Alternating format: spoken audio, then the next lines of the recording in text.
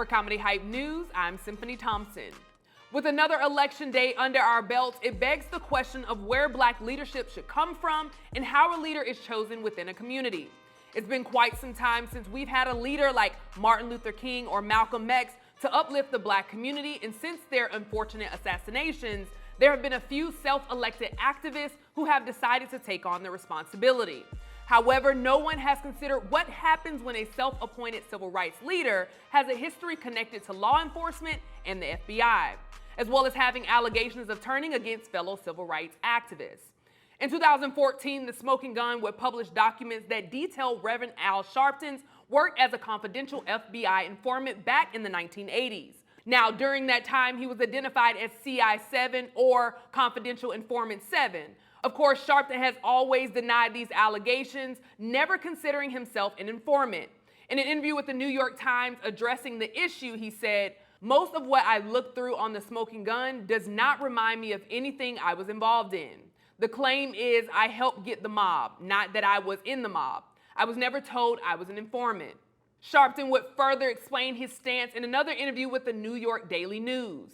"If you're a victim of a threat, you're not an informant. You're a victim trying to protect yourself. I encourage kids all the time to work with law enforcement. You're acting like it's a scandal for me to do that."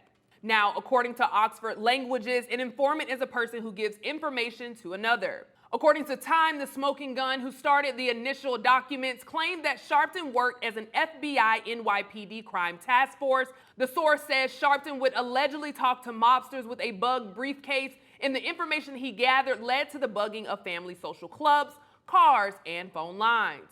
Now, in 1988, the New York Times reported that in addition to helping law enforcement lock up mafia crime families, Sharpton was also involved in criminal investigation of Black community groups.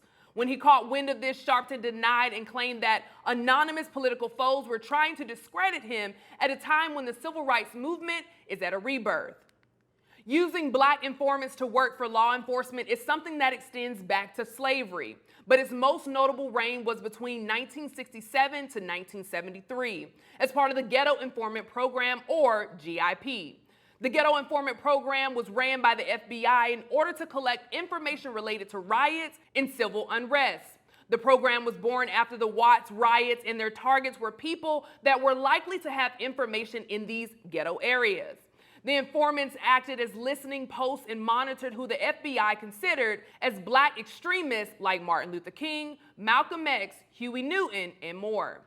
One of the first major projects of the GIP was to monitor and disrupt Martin Luther King's Poor People's Campaign. It's also been revealed that at least 67 informants were members of the Black Panther Party. Joining me is our very own You Be the Judge analyst, Joya, to discuss this conversation further. First and foremost, thank you, Joya, for joining me. This one is definitely one to talk about, and I'm happy that we have you on to discuss this one. I want to start from the top. Hearing this, what's your reaction? Have you heard this story before of Reverend Al Sharpton? This one cuts deep. And in the words of 2 Chainz, Al Sharpton was like, "I'll be fresh as hell, fast watching." But according to him, he said, he didn't know that he was given information for that reason. This is no shock to me as someone who works strategically in movement, reform, and abolition spaces, and also liberation spaces.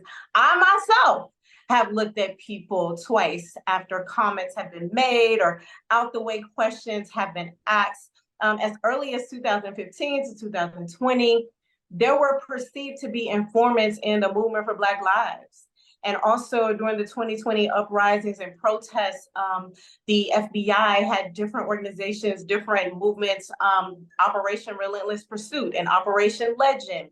And there were said to be people that were infiltrating those movements to find out when protests were taking place and where they were taking place, and even if the protests had been moved. And I know in Memphis, Tennessee, and other cities, we prepared. I was a part of some of those movements, and we prepared for so-called informants to join us. So what would happen is we would have one location and then we would switch it and have another location. So there were different parts of the protests that were taking place in different areas. So sometimes you have to prepare for things to happen like that when there are informants looming around.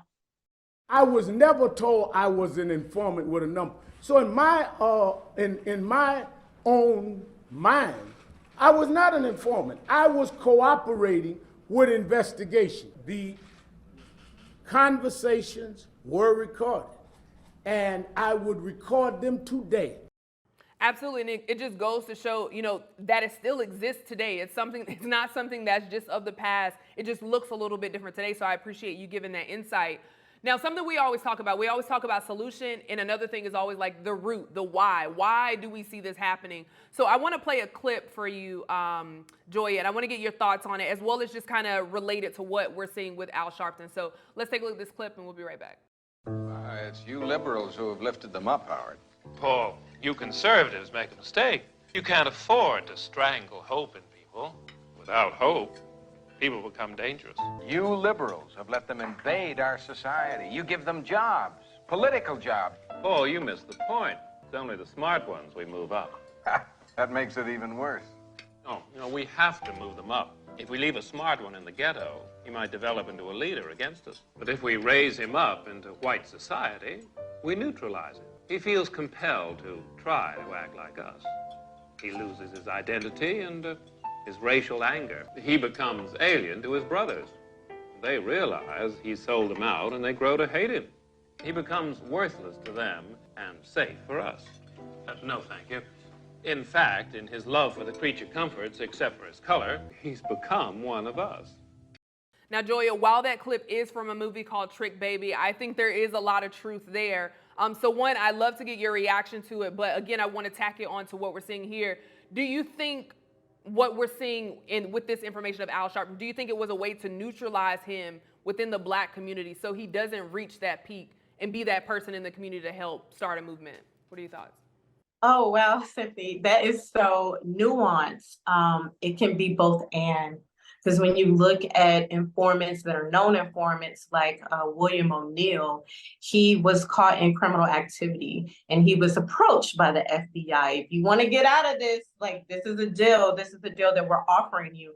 I live by the motto that representation matters only when a person representing you carries your cultural experiences, but also your agenda to move your interests forward. So it's so important when you have organizations that Al Sharpton leads, like the National Action Network and others, that they are really listening to the Black community.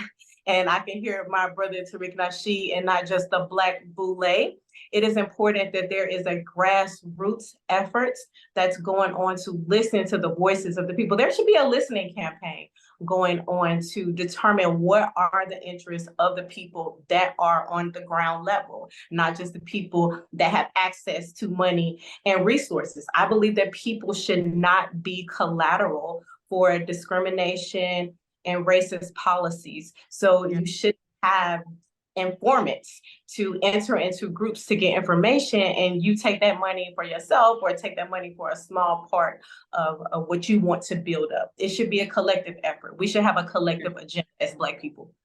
Do you think, because and we've talked about this before and I've brought it up, and I think you have agreed as well, but I just want to get your thoughts just to make sure. Do you think that this also exposes that we need a leaderless movement? Like, we don't need to depend on one person, put all our eggs in one basket. What do you think? Absolutely, and you mentioned it, like as early as slavery. There's this document called the Willie Lynch Letter.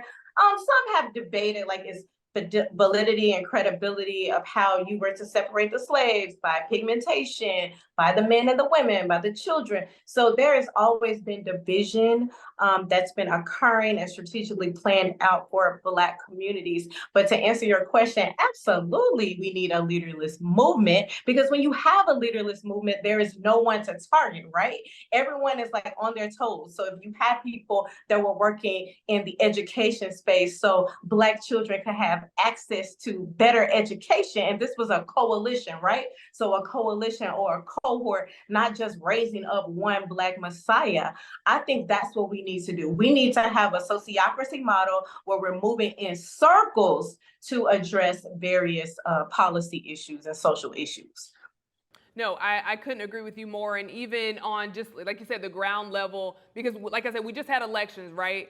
getting involved in our communities more is so important, because so many times we focus and they tell us to focus on these bigger issues, or they throw things, but on a day-to-day basis, what are we doing? So, I always encourage Black people, we need to stick together more. We need to come together and have these tough conversations within our own communities, because what do they say? The revolution will not be televised. So we can't wait for that one big leader to step in front of the screen and tell you what to do and tell us where to go. It's gonna take all of us coming together. And I love good quotes from good people. Killer Mike is somebody that I love and adore. He said, plot, plan, strategize, organize, and mobilize. But we have to do that within our sub-communities, not waiting for a Black messiah to come and save us all, because a person can never be a messiah. Never. I need Killer Mike to be a little bit more vigilant too, about the issues that are going on the ground. But you hit it on the nail. That is so important. And we also need to hold each other accountable. Black men need to hold Black men accountable. Black women need to hold Black women accountable. Now, I'm not saying we represent all. Black people are not a monolith. We know that. But we should be very bold and be emboldened to hold each other accountable in our own communities. We don't need anybody to save us. We can save ourselves. We can raise money ourselves. So that's the point that I definitely want to make known, and for us to understand, realize about ourselves. Yeah, and I definitely love to talk more offline. We'll talk more offline about the Killer Mike thoughts, because I love to, I love Killer Mike too, but he has his criticism, just like Sean King, just like others, and again, that goes with, if you pinpoint a leader, there's always going to be room for criticism, but at the same time, if we were working more in coalitions and circles and cohorts, it would be more of a collective strategy towards something. Exactly, and that's why I think it's always good to further the conversation, because so many times people hear that and they're like, oh no, it's like, no, let's talk about it. So I appreciate you so much, Joya. Anytime we have these conversations, I'm like, oh, it's on a Wednesday. I love it. Joya's gonna come with information backed by facts. So Joya, as always, thank you, and thank you for everything that you're doing as well in the community. No problem. I love having these conversations, and also reading the comments. Absolutely. Now, before you go, I gotta let you shout it out. How can people keep up with everything that you're doing? You are the Justice Bay, so how can people keep up? Thank you so much, Symphony. So right now I am preparing for several legislative sessions in various states. And if you want to know if your state is passing a bill that I am working on, please connect with me on Instagram at @JusticeBay_ or on Twitter X @JusticeBayJoya. Absolutely. Well, again, thank you so much, Joya, for joining me. But you heard from us. Now we want to hear from you in the comments below. What are your thoughts on why Al Sharpton became an FBI informant? For Comedy Hype News, I'm Symphony Thompson. Black people, we got to stick together. So we just released hypealerts.com, which gives you, our community, the opportunity to submit breaking news, interview requests, and/or a throwback story. And I know how much I love those throwback stories. Now, this is exciting to me because, one, I'm always reporting on these things, but also I think it's important and valuable for our content to reflect the pulse of the culture. So what are you still doing here? Message us at hypealerts.com, and I hope to cover your story. Make it good too. Don't give me no stuff. Give me something good. Make me feel good. Something that really speaks to our people. Something good. Message us.